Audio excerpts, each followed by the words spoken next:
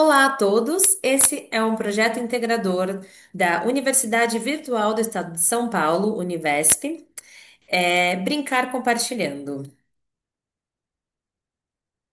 É um projeto integrador do primeiro semestre de 2025 das licenciaturas em Pedagogia, Letras e Matemática. Nesse caso, somos alunas da licenciatura em Pedagogia e o nosso polo é o Caminho do Mar, que fica localizado na cidade de São Paulo, no estado de São Paulo. As integrantes do grupo são Aline, Ana Beatriz, Cristiane, Dorinete, Isabel Cristina, Juliana, que sou eu apresentando o trabalho, Priscila e Zuleide. E o nosso orientador é o Leonardo Cavalheiro Scarpato. Então, o título do nosso trabalho é Brincar Compartilhando, uma perspectiva de desenvolvimento na educação infantil. O nosso objetivo era desenvolver um brinquedo para a educação infantil que auxiliasse a aquisição de habilidades socioafetivas através do brincar compartilhado. A gente iniciou então através da análise do cenário. A escolha da comunidade se deu através da integrante Cristiane. Ela entrou em contato com a SEI Jardim Luso, que é um centro de educação infantil localizado na cidade de São Paulo. Ela já trabalhou nesta SEI, e por isso a gente fez esse contato. E a gente trabalhou então com a turma maternal, a turma MGM2, uma turma com 25 crianças de 3 a 3 anos e meio. Então, para definir o tema, a definição do tema e do problema, a gente teve então a interação com a comunidade externa, né? Então foram feitas visitas, né? Inicialmente a Cristiane conversou com a diretora Fabiola, que nos autorizou a fazer o projeto com eles, né? E houveram as visitas que foram realizadas pelas integrantes do grupo, no caso a Cristiane, a Aline e a Ana Beatriz. Elas fizeram essas visitas e fizeram as entrevistas barra conversas com a professora Cláudia. E nessas conversas, então, com a comunidade externa, a gente chegou à seguinte problemática. As crianças da turma MGM2 apresentam um comportamento individualista e têm bastante dificuldade em compartilhar os brinquedos e objetos em geral. Então, a gente deu início à nossa construção da solução, né? Para isso, a gente utilizou a metodologia de Design Thinking, que é uma abordagem criativa para solucionar problemas e criar soluções inovadoras, que é uma proposta, né, da própria Univesp. A gente também fez pesquisa de metodologia para elaboração do plano de aula. A gente fez pesquisa de atividades e brincadeiras, pesquisa de literatura infantil, pesquisa de brinquedos que poderiam ser feitos em conjunto com as crianças com materiais de baixo custo. A gente então utilizou a metodologia ativa.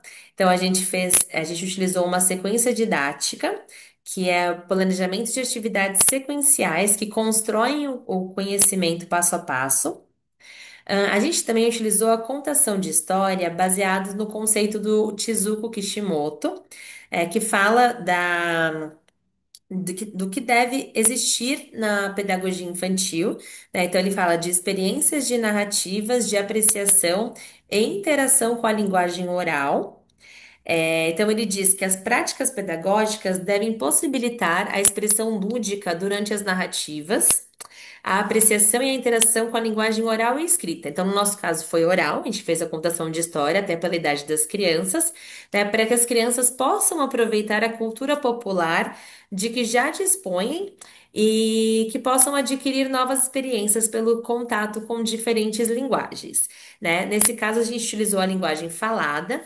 A linguagem falada, ela pode incluir a conversação diária, músicas cantadas, contar e ouvir histórias, brincar com jogos de regras, com jogos imitativos, vídeos, filmes, TV. Mas a gente escolheu, no caso, a contação, né? Contar e ouvir histórias.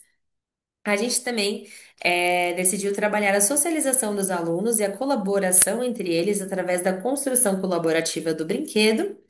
É, Promover a socialização e colaboração entre eles através do brincar compartilhado. E a gente também se baseou no aprendizado através da experiência, conceito do John Dewey. e da aprendizagem significativa do David Alsobel. Então, o que que o Alsobel fala, né? No caso, o Dewey ele fala, né, que a aprendizagem deve ser contextual e relevante à vida dos alunos, e o Alsobel, ele fala que a aprendizagem deve ser significativa ligando os novos conceitos ao conhecimento já existente do aluno.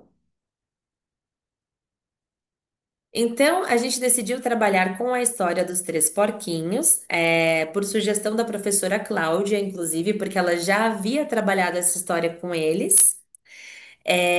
A gente fez a construção da base do brinquedo baseado na história. Então, como a gente não teria tempo para construir as casinhas do zero com as crianças no dia, né, pelo tempo que a gente tinha disponível para a aplicação do projeto, que era o tempo de uma aula de 1h30, mais ou menos.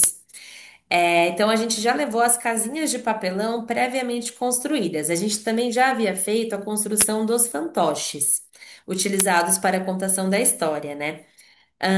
A gente fez tudo isso com materiais recicláveis, papelão, palito de sorvete, e também foram usados materiais convencionais, como tinta guache, cola, né, cola branca, pincéis, palha.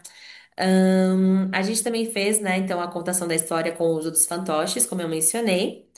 E a finalização da construção do brinquedo, né, que eram as casinhas, foi feita em colaboração com as crianças, como vocês verão nas próximas fotos. E após as casinhas estarem prontas, as crianças se revezaram para brincar com as casinhas. Então, a implementação da solução. A leitura do livro, né? Então, a gente tem ali a primeira foto, que é a integrante do grupo, Ana Beatriz, fazendo a leitura e interagindo ali com as crianças em roda.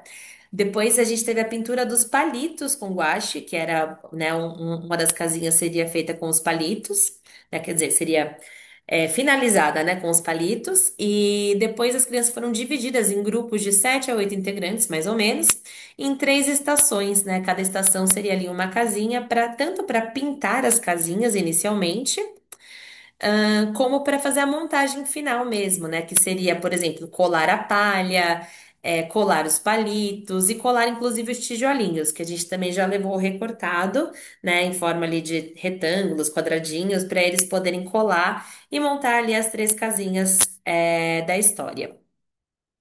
Depois elas se revezaram as três estações para brincar com as casinhas, aí já inclusive em outro ambiente da escola. Resultados finais. A gente teve um retorno muito positivo da comunidade externa, né? As crianças realmente interagiram, compartilharam, né? A gente conseguiu promover essa experiência. Houve, então, uma super participação das crianças e da professora também. E a gente, o que foi muito legal também é que a gente teve evidência de aprendizagem tanto no dia quanto nos dias após a aplicação do projeto. Porque as crianças, elas ainda brincam com as casinhas, né? Encenando a história que elas ouviram na contação e elas também recontaram a história, né? As crianças da turma IMG M2C recontaram a história para a turma MG1, que é uma turma de crianças de 2 anos, da mesma SEI, né? Fazendo uso do brinquedo construído por elas colaborativamente. Aqui tem as imagens, né, das crianças brincando e com os fantoches. E eu gostaria de encerrar a nossa apresentação com duas, citações. A primeira citação, no caso, é, é uma citação do manual Brinquedos e Brincadeiras de Creche, do Ministério da Educação. Adotar o brincar como o eixo da proposta curricular significa compreender que é a criança que deve iniciar a experiência. E a outra citação é do texto Brinquedos, do artigo, né? Brinquedos e Brincadeiras na Educação Infantil no Brasil, do Kishimoto, que diz: a criança não nasce sabendo brincar, ela precisa aprender por meio das interações com outras crianças e com os adultos. Ela descobre, em contato com objetos e brinquedos, certas formas de uso desses materiais. Aqui estão as nossas referências bibliográficas para esta apresentação. Obrigada e até a próxima!